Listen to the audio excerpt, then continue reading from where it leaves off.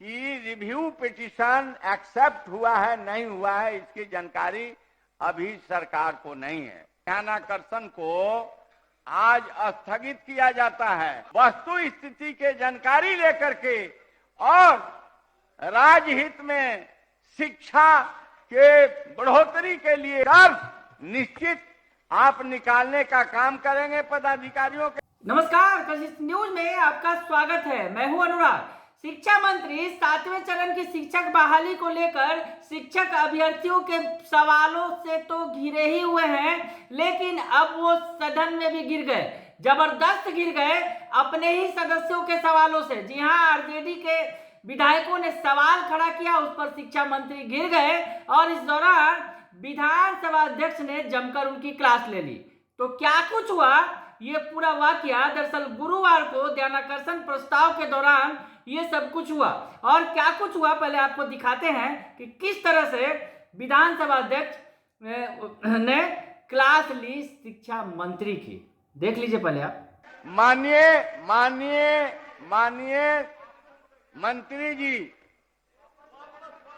यह जो है सदन की भावना है और आप मंत्री हैं।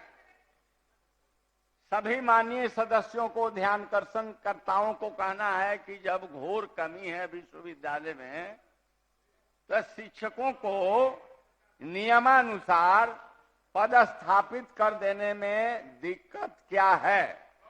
और जो आपने जवाब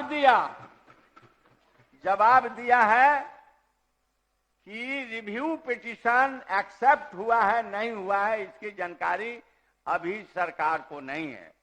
तो यह जो है ध्यानाकर्षण को आज स्थगित किया जाता है। स्वयं आप मिनिस्टर साहब और आपके एडिशनल चीफ सेक्रेटरी जो प्रधान सचिव होंगे और संबंधित जो इसमें अन्य पदाधिकारी होंगे, उनके साथ बैठ करके वस्तु स्थिति के जानकारी लेकर के और राजहित में शिक्षा के बढ़ोतरी के लिए सरकार जो है मुस्तैदी के साथ काम कर रही है, आप काम कर रहे हैं, इसका निष्कर्ष निश्चित आप निकालने का काम करेंगे पदाधिकारियों के साथ और नियमानुसार आप कार्रवाई करेंगे और एक दूसरा तिथि निर्धारित करके उस दिन पूरा तैयारी के साथ आप आने का काम करें। तो विधानसभा अध्यक्ष ने ध्यानाकर्षण प्रस्ताव के दौरान शिक्षा मंत्री के जवाब नहीं दिए जाने पर ये बातें कह दी। दरअसल उन्होंने कह दिया कि आप अपने अपर मुख्य सचिव और अन्य पदाधिकारियों के साथ बैठक कर दूसरी तिथि पर पूरी तैयारी के साथ आइएगा।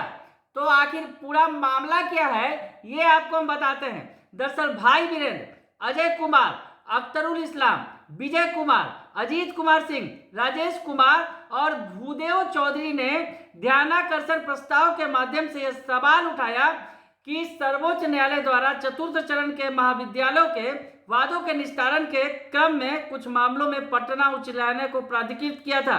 पटना उच्च न्यायालय के स्पष्ट आदेश दिया था कि 3 माह के अंदर कर्मियों का पुनर्स्थापन के साथ बकाये वेतन का भुगतान करे। दरअसल मामला बकाये वेतन से जुड़ा हुआ है, शिक्षकों के बकाये वेतन से, और इस पर सुप्रीम कोर्ट ने हाईकोर्ट को निर्देशित किया था। बावजूद इसके सरकार उनका बकाया वेतन नहीं दे सकी और इस मामले पर सरकार को घेर लिया उनके अपने ही पार्टी के विधायकों ने। इस मामले में जो बताया गया जो सदस्यों की तरफ से कि सरकार इस मामले को लेकर करोड़ों रुपए खर्च कर चुकी है। इसके साथ ही एलपीए में उच्च न्यायालय ने मामले को खारिज कर दिया था। इस मामले में शिक्षा मंत्री प्रोफेसर चंद्रशेखर ने कहा कि सरकार की ओर से कोर्ट में रिवीजन पिटीशन दाखिल किया गया है, जिसके जवाब के बाद शिक्षकों का बकाया वेतन का भुगतान किया जाएगा। सरकार भी शिक्षकों की नियुक्ति के प्रति गंभीर है, ये बातें उन्होंने कही। इसके बाद भाई वीरेंद्र ने कहा कि क्या कोर्ट ने रिवीजन पिटीशन को स्वीकार किया है? यदि नहीं स्वीकार किया तो सरकार बेकार का पैसा बर्बाद करने की जगह शिक्षकों का वेतन भुगतान करे। इसके जवाब में शिक्षा मंत्री ने कहा उन्हें जानकारी नहीं है। और इसी जगह पर फंस गए शिक्षा मंत्री प्रोफेसर चंद्रशेखर, और उन्होंने कहा कि अधिकारियों से इसकी जानकारी लेंगी। तो इस पर फटाक से विधानसभा अध्यक्ष ने उनकी क्लास ले ली और कहा कि अगली बार आइएगा तो पूरी तैयारी के साथ आइएगा, अपने अधिकारियों के साथ बैठक करके इस मामले की पूरी जानकारी लेकर आइएगा। सदन में आप जब भी आइए पूरी जानकारी के साथ आइए पूरे मामले की जिस पर चर्चा हो रही है।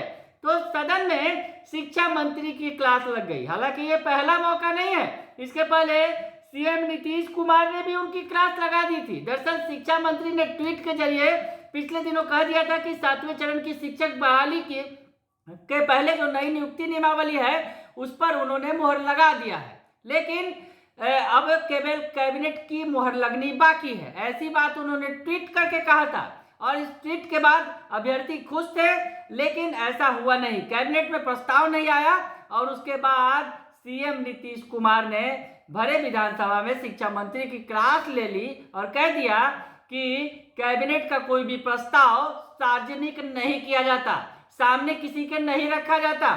ऐसे में शिक्षा मंत्री की वहां भी बद पीटी थी और एक बार फिर जिस तरह से सवालों के जवाब, अपने ही विधायकों के सवाल के जवाब में घिर गए शिक्षा मंत्री और लगे हाथ विधानसभा अध्यक्ष ने उनकी क्लास ले ली। बने रहिए कशिश न्यूज के साथ, तमाम खबरों से आपको अपडेट रखेंगे। फिलहाल के लिए इतना ही, धन्यवाद।